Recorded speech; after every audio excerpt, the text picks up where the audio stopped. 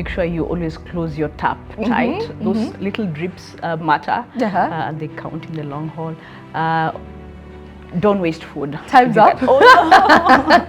Growing up in Kenya, I'm assuming you grew up in Kenya. I did. Growing up in Kenya, did sustainability mean anything to you then, or this is a world that actually came later to you? Was it happenstance at some point, or how did this become so much of who you are? Does that ever happen? Yeah, we have conversations all the time with our companies. Of course, we track and we sort of like handhold them through the sustainability integration journey. And we do see when things go wrong. Yeah. What are we not getting right? What is not happening? Hey, this is a Broad Concept podcast by Ella. Welcome to Season 4, Episode 1, a dive at Global Compact Network, Kenya. My guest today has spent over a decade doing something most people consider impossible, getting businesses to actually keep their promises.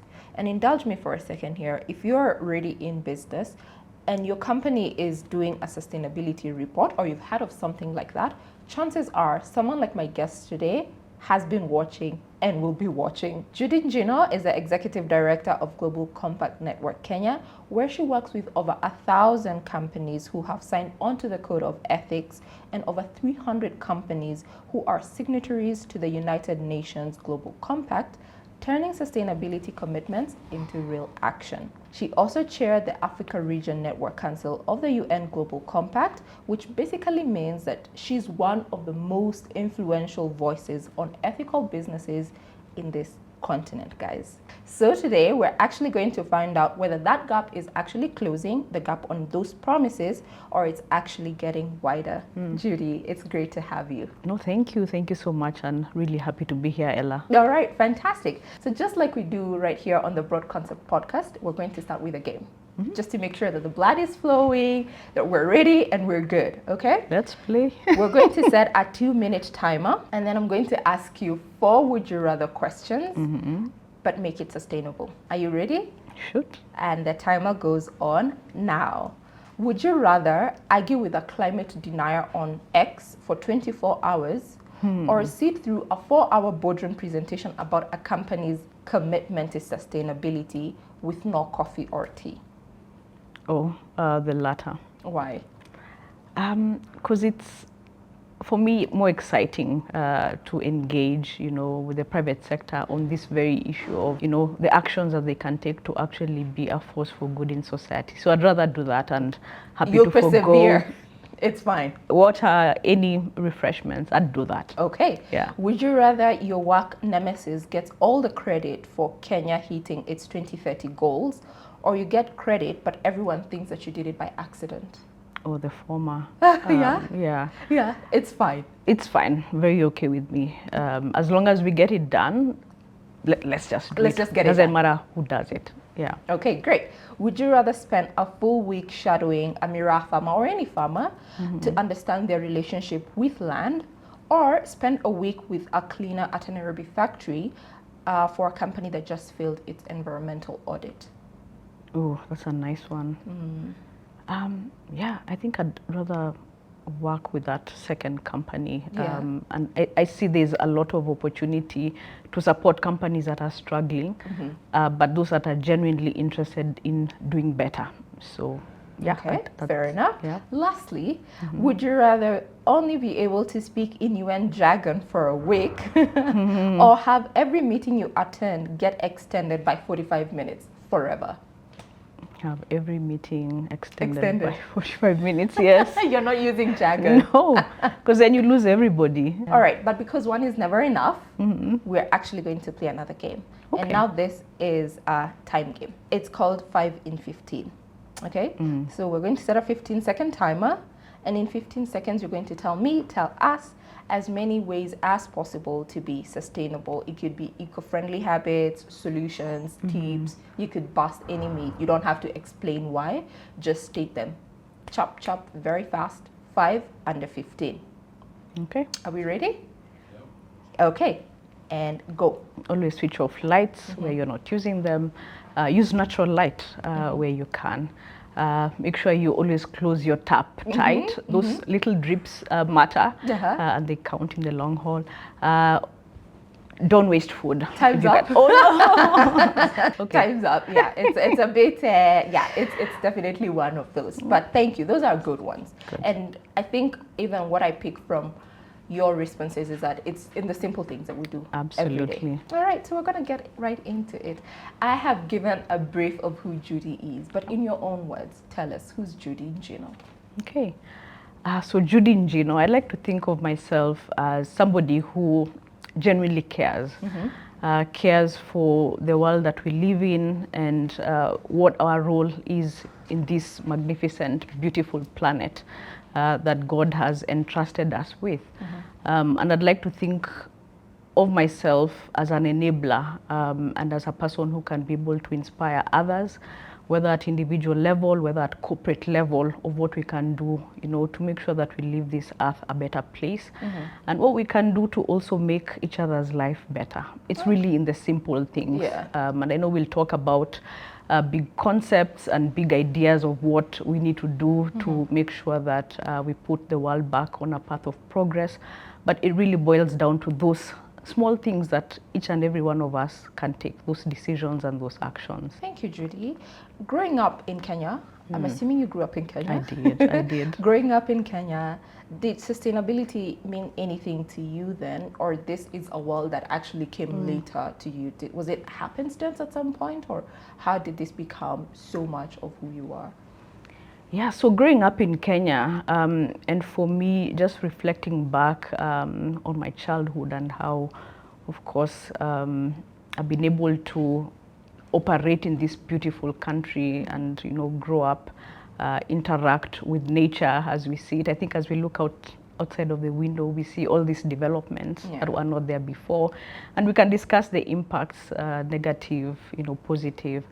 But looking back, a lot of what we preach today as sustainability are things that were, reality for us. It was in the daily way we lived. It was in the daily way we related with each other.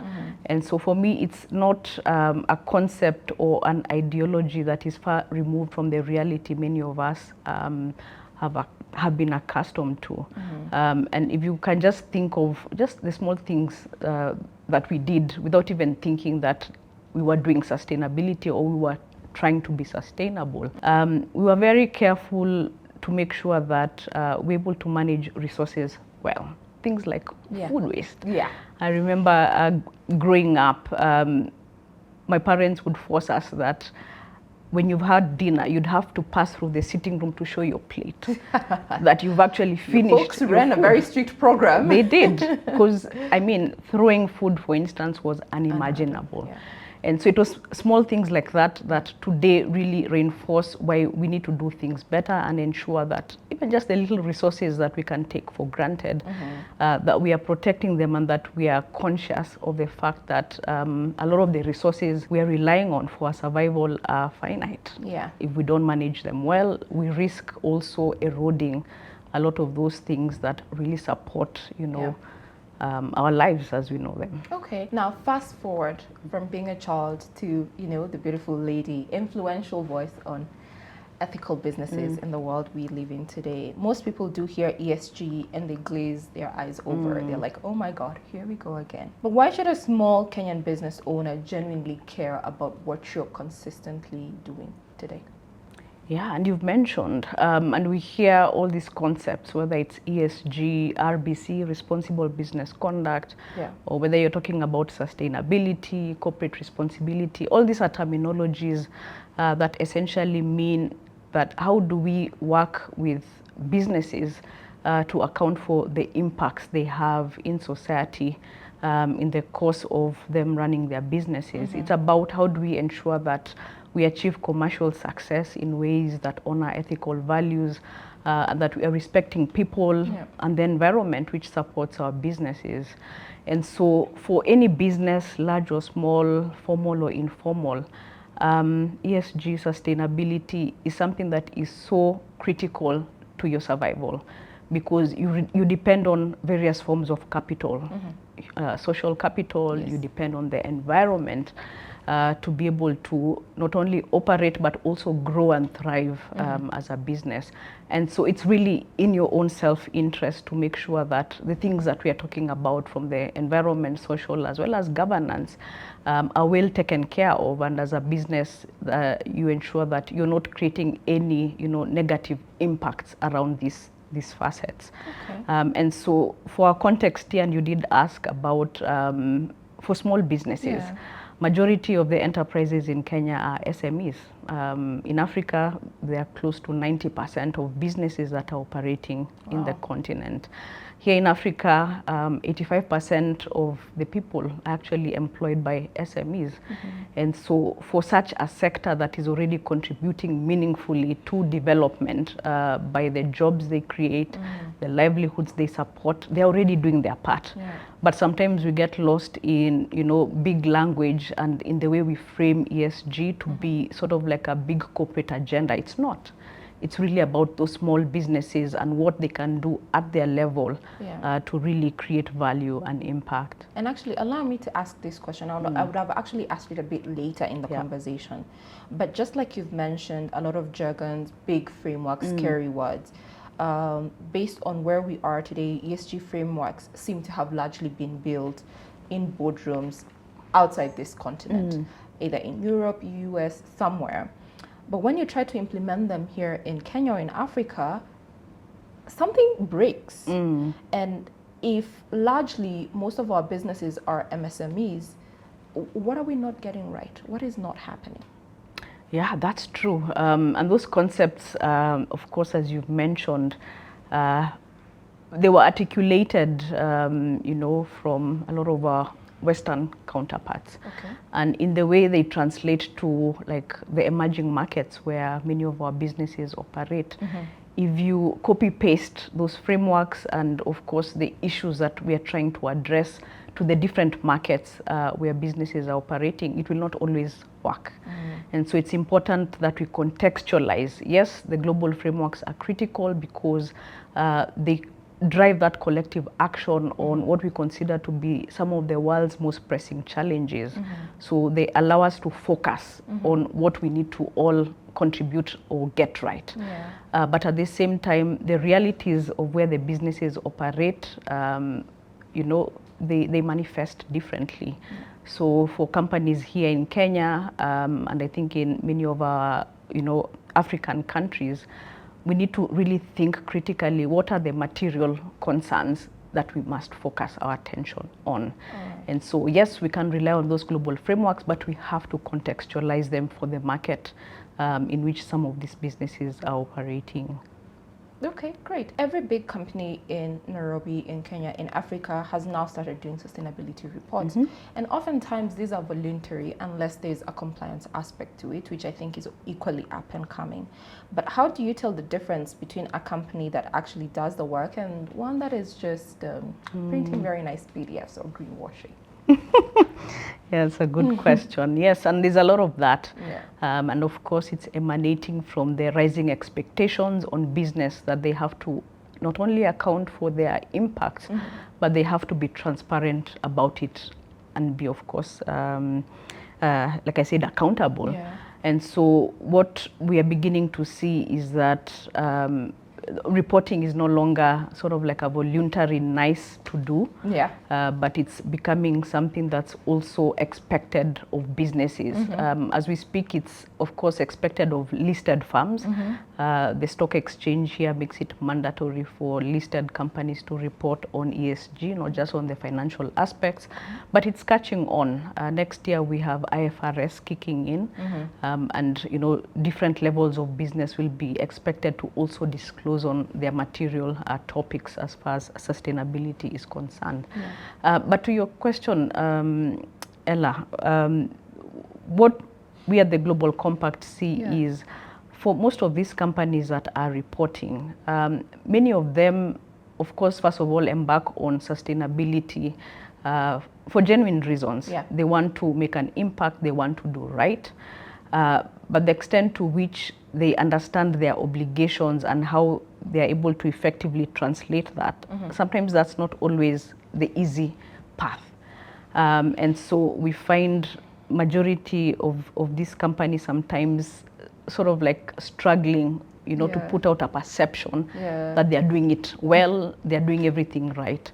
And so sometimes you're able to pick that in the types of reports that are out there because it's about perfection, which sustainability is not. It's about progress. It's about improving on your impacts. It's about how do you get from point A to point B? How do you also, learn from your mistakes? Because sometimes things go wrong. So how do you recover from setbacks? And so for us at the Global Compact, when companies commit, we take them on a journey where we help them find their starting points, but also how then do they improve beyond that. And because we have, of course, a reporting requirement as part of our accountability, measures, these companies are required to demonstrate, exactly what impact have they actually created.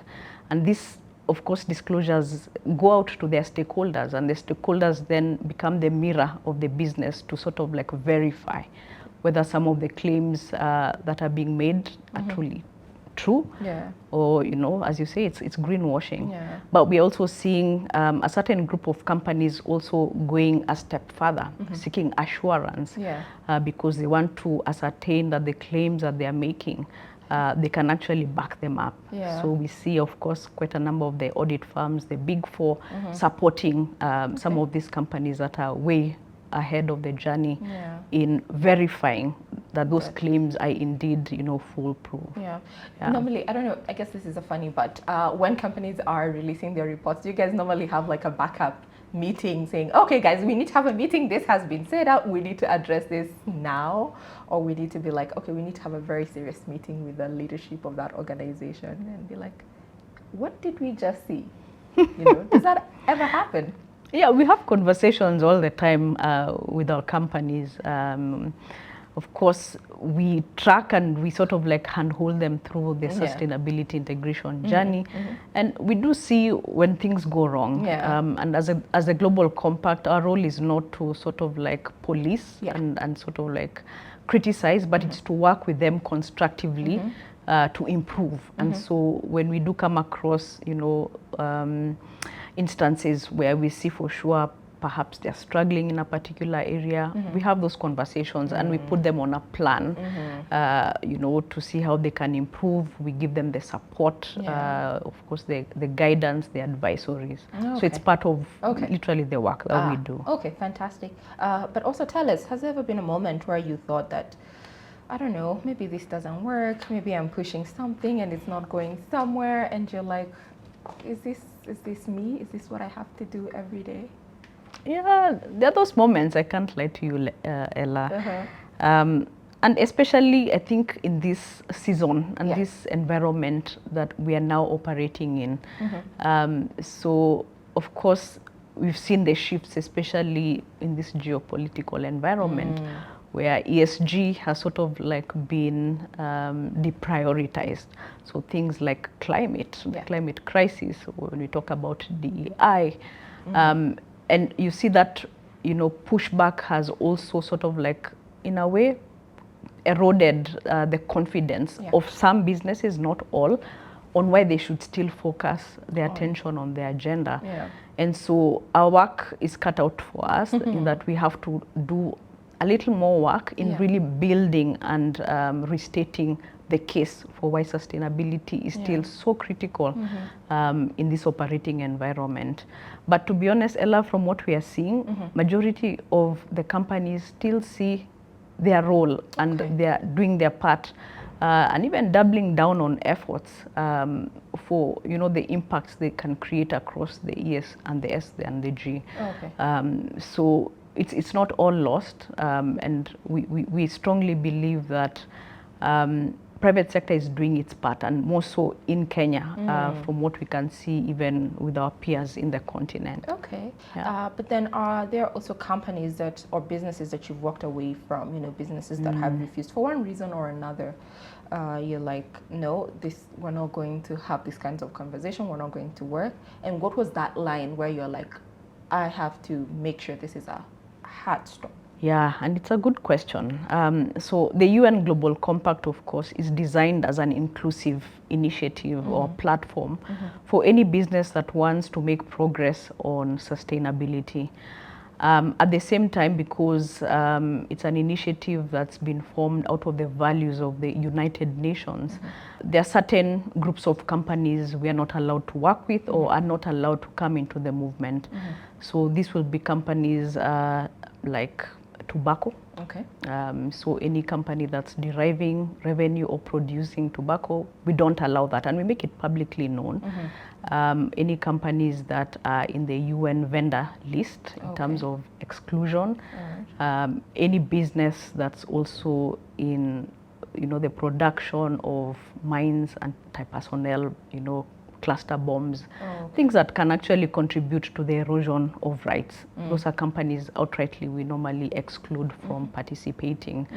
But importantly, we are also keen to work with companies that are genuinely interested in driving the agenda forward. And we do know we'll have businesses that join because they want to be positively affiliated with the UN, for instance. And so their motive doesn't always align with ours. And you might find companies that are also known to be intentionally transgressing against the principles. So for those groups of companies, we've had to have very difficult conversations, and to some extent also we've had to let them go. And of course we have that reporting obligation as an accountability mechanism. So signatories to the Global Compact that don't file or make their annual disclosures of how they are implementing the principles and ESG, we are known to expel them or delist them basically from the initiative. And it's a public list. Anybody can view and see. Yeah. Well, we did say that you actually chair the Africa region of the UN Global Compact. No, sorry, I don't.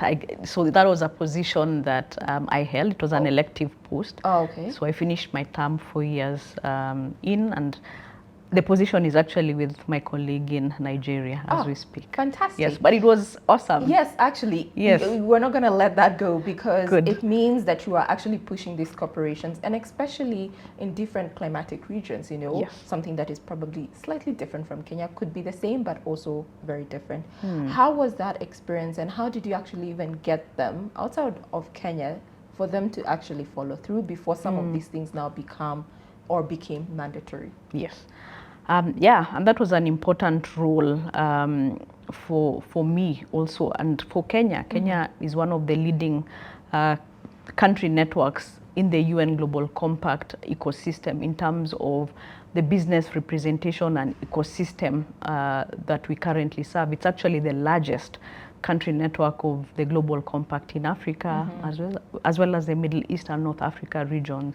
So we have a huge footprint of corporations that have signed up here and are of course doing their part to create an impact. And because we also know that we are a leading market, many of our corporations here also have footprints in the other markets across Africa. We are spreading our wings. We are also trying to see how we can leverage the expertise, the experience of a lot of these Kenyan businesses to grow, of course, the market in those other countries. And so part of that role was also to work, in collaboration with the colleagues in those country networks to make sure that we firmly entrench sustainability in the continent. So quite a number of our African countries are still, emerging and, trying to find their footing on what this agenda means and what they can do about it within their specific context. So we as Kenya have been on the front line to make sure that we're able to show the example, but also handhold and make sure that businesses across the continent understand and know that we can do things differently. We can compete based on values, not just on price and quality. So that's been the conversation. It's still ongoing. Yeah. We are spreading, of course, our wings within the continent. We've just launched 2 new country networks, Rwanda and Angola. Nice. And so very excited to see what we can do to really grow the footprint of businesses out of those 2 countries. Yeah. Aside from the 2, Rwanda and Angola, is there maybe a country that stood out for you during your term that you were like, well, this was good, or, you know, just something happened and you were like, this country then probably is close to my heart? Quite a number of them. Nigeria, of course, it's a leading economy, so the potential for them to actually create impact that can reverberate, you know, across not just the continent but globally. I think the potential is still massive, and we are so happy to see how they were able to take up the agenda and run with it. South Africa also as a market, it's a country that of course comes from a very difficult past, not too long ago with apartheid and everything. And so to also see the businesses there really owning their own sustainability agenda, and I think also to the discussion we had earlier, them not wanting to just adopt, you know, global frameworks without interrogating, do they really make sense for the market here? So if you see them really tackling issues around youth unemployment, you've seen what's been going on lately, that tells you they understand that this agenda can make sense, and this is how it looks like for this context. Actually, I'll go further and ask, because not because of your term within that role, but because you've also really interacted with a lot of African countries. Is there something uniquely African about how we relate, either maybe to community, probably to land, to obligation, that actually gives us an advantage over the West? That's a good question. And I think we don't really reflect much, or as much as we should, on that particular point, because we have a lot of value that we hold as Africa and of course as a continent, and it's hardwired in, you know, the way we are as Africans. We have, of course, the spirit of ubuntu, you know, I am because we are. And we, of course, have very strong social ties and, you know, systems that, if you look back, worked for us. But because we also think sometimes that progress means you have to change everything and you have to adopt what is perceived to be, you know, the new way of doing things. Sometimes we lose out on that. And so for me, I think the challenge is we really need to reflect what that is. And I like the conversation we had earlier, you know, from your last visit in Nigeria, and even just looking at even the way we present ourselves. You did mention, you noticed that, you know, they tend to wear their traditional gear.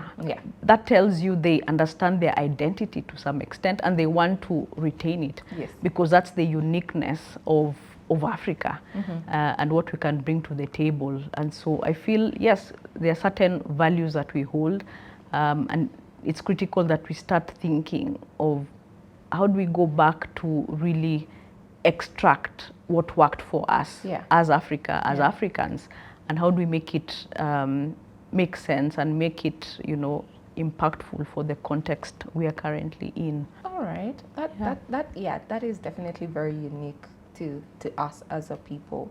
But on a lighter note, give us a most unexpected win, you know, maybe a leader who genuinely surprised you by doing something, or organization, maybe a country, just something that you were like, okay, I'm gonna sleep better tonight, for sure. And for me, it's my SMEs, because many of them can get away with the excuse that we are too small, we don't have enough money, we don't have the capacity like the big boys. But those are the ones who surprise you the most, because they are able to, you know, think through, and they're very agile. They don't take too long to make decisions and create shifts that can actually have real life impacts. And I think there's one story we normally like to tell of one of our SMEs. She's in the cleaning business. And part of her agenda, she runs a very small business, and we even just, you know, had to contract her for our own office cleaning, was that she wanted to make sure that she supports the living wage agenda. Of course, our market here normally advocates for that minimum wage, but she wanted to go a step further to make sure that the people she's employing, often people from, you know, vulnerable communities, the informal settlements here, actually are able to be paid something decent. Yeah. And she went on a full campaign, you know, talking to a lot of the corporates within our network to reconsider how they price contracts, that you're not always bidding on the lowest, you know. Yeah. So give us something small, because that ultimately goes back to helping us also achieve some of the agendas. And some of the corporates, you know, had her and were able to also relook at their procurement and the requirements there. So out of that effort, we're able to work with such a company to see if we can, you know, create a pool where SMEs are also supported, but within the context and within the constraints they're operating in, they have a support system also through our network with our large corporates. Okay, and maybe for context sake there, are you able to give us probably what is the amount when it comes to minimum wage, or in the amount that is when it comes to the livable wage? So the minimum wage will depend on a number of things. It's of course also dependent on the sector that the business is operating in. And also the living wage, the way it's calculated is a bit technical. It will depend on a number of factors, the location in which these workers find themselves in. And we have an entire program actually that we support companies to be able to get that, you know, right for the different cadres of workers that, you know, they have within their employment. But essentially what we are saying is that people should be able to earn enough to be able to meet their basic needs. And of course, it's part of a bigger agenda that we also need to have from a governance perspective. While corporations are willing to do their part, can we also have, you know, an ecosystem within government that supports business to be able to take some of those actions?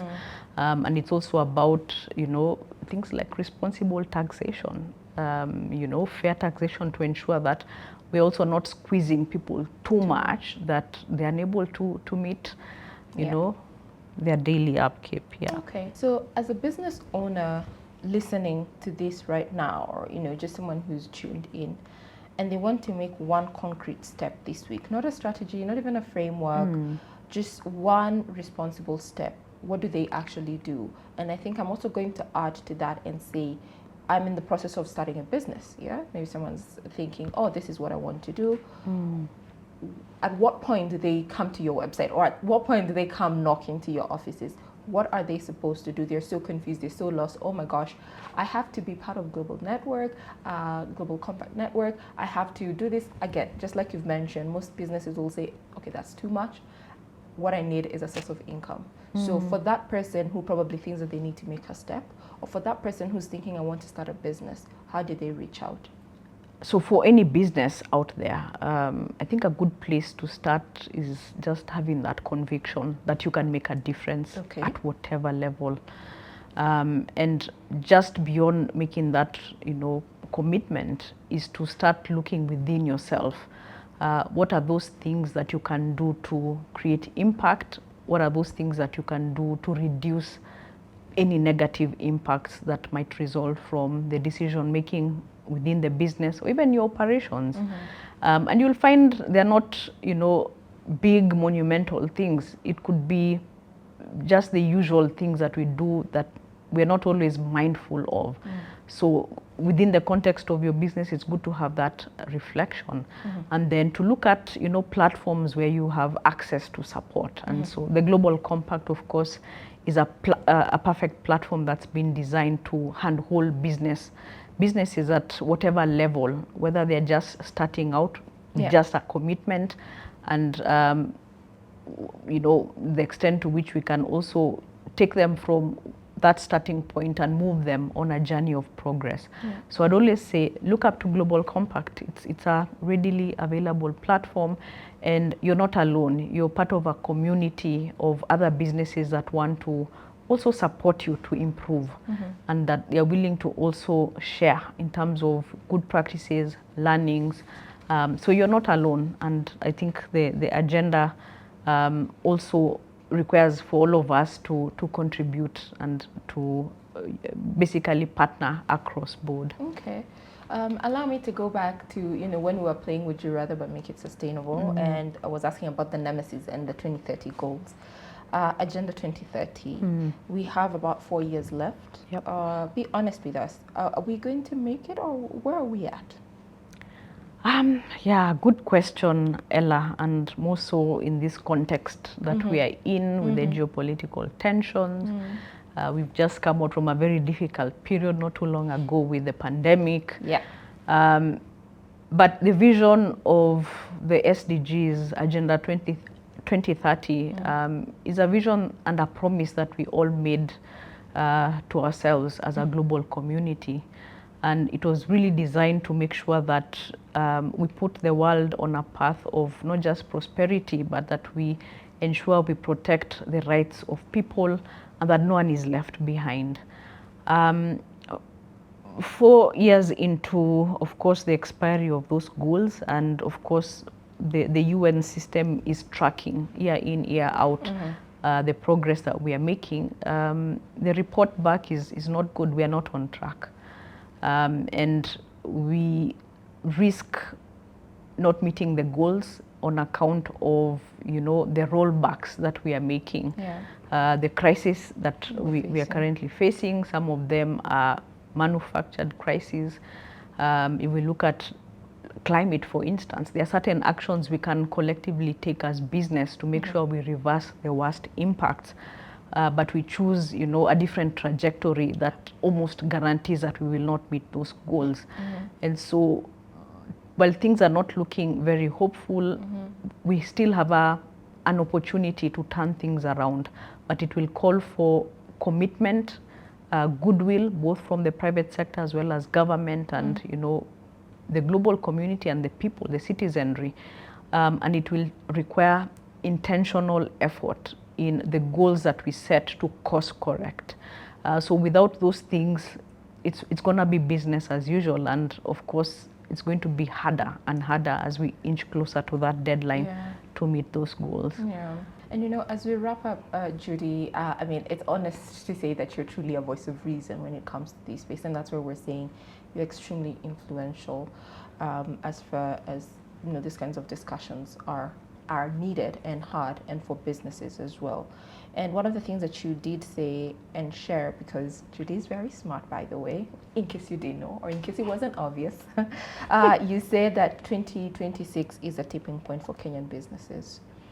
What exactly happens to our company if it ignores this in the next few years, 5, 10, whatsoever? Yeah, it's exactly that. It's a tipping point, not just for Kenyan businesses, but businesses the world over. And everything that we're talking about, sustainability and ESG, is pretty much about future-proofing business in this context where things are shifting so fast.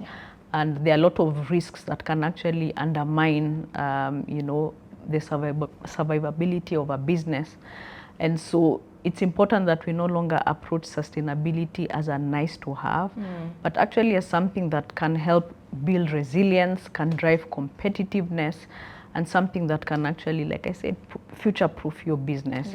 And so for companies that are still debating, arguing whether we should, join this bandwagon, I think they're already late in the game. Should we move to livable wage or? They're already late. And so the conversation now has turned not whether sustainability makes sense, but how do we make the most of it? How do we ensure that the frameworks, the systems, the platforms are actually designed in a way that they will help business take the necessary actions to drive the impacts that are required. So that's where we are at. All right. There are 2 segments that we've introduced because this is the first one, and I think it's special to us and especially to have you on the podcast. So there are 2 segments, very simple. One is called Pass the Power, and the other one is the Leadership Continuum. So on Pass the Power, we're going to ask you a question, and I think it would be very interesting to see the kind of response that you share with us and what that means even for the entire industry. Who is one leader, African or Kenyan, that you think we should actually be all paying attention to? Ooh. I know there are many, so please don't catch offense if you're not mentioned. Oh my gosh. You work with a very huge pool of people, but We maybe do. just one person. We do, yeah. Because I've asked one, not because she can only say one. Exactly. Yeah. Yeah, and I think what jumps to mind right now is, I wish you'd allow me to think it through. But yeah, I would say at least I have two of my board members. Yeah. So these are women who are really living sustainability in the way they are running their businesses. So that would be MPSHA CEO, Dr. Tosif Din, Okay. and Miss Marianne Musangi, who's the CEO of HACO. Okay. And if you just follow the work of these ladies and of course how they are running their businesses, they get it. Yeah. And in the way they've been able to translate sustainability within their respective sectors, healthcare and manufacturing, it tells you that we really have women who are a force for good in society and for their businesses. So I'd say those two. Yeah. Okay. So please, no, we're not catching feelings No, here. we are And not. the other one is Leadership Continuum. Of course, this is a sustainability and impact podcast. So we learn. Then once we know better, we do better. But maybe something for the next guest. What is one systemic barrier that you think the next guest must confront? It can be on any topic, it's fine. They might not be exactly knowledgeable in that space, but maybe a systemic barrier that you think we're facing, and maybe you'd also be keen to hear what their two thoughts would be, whoever the guest is. Yeah. Yeah. I think impact measurement. Okay. For a lot of the things that we are doing, there are a lot of actions on sustainability. Everybody is doing something, or nearly everybody. But the extent to which we are moving the needle on some of the most critical issues, I think that's where the question mark still remains. And so it's important that all of us as stakeholders in this agenda, but also as the doers, that we begin to hold ourselves to account on the impact side of things, not so much on actions, because everybody's trying to do something. And I feel that we should be able to start measuring that impact in the things we see within our environment and the lived experiences of the people whom of course we interact with and whom we impact. Yeah. So for me, I think that would be the one thing I would say. Okay, fantastic. Yeah. Thank you so much, Judy. It has been an honor and Thank also you. very enlightening to have this conversation with you. So I'm sure we're grasping and just can't wait to put this into practice. But that's it for this episode of A Dive into the Global Compact Network Kenya. Check out the podcast on Instagram, TikTok, and LinkedIn at the Broad Concept Podcast KE. Share this episode and subscribe. Tune in again for our next episode. I've been your host, Ella. This has been A Dive at the UN Global Compact Network Kenya. Let's journey together.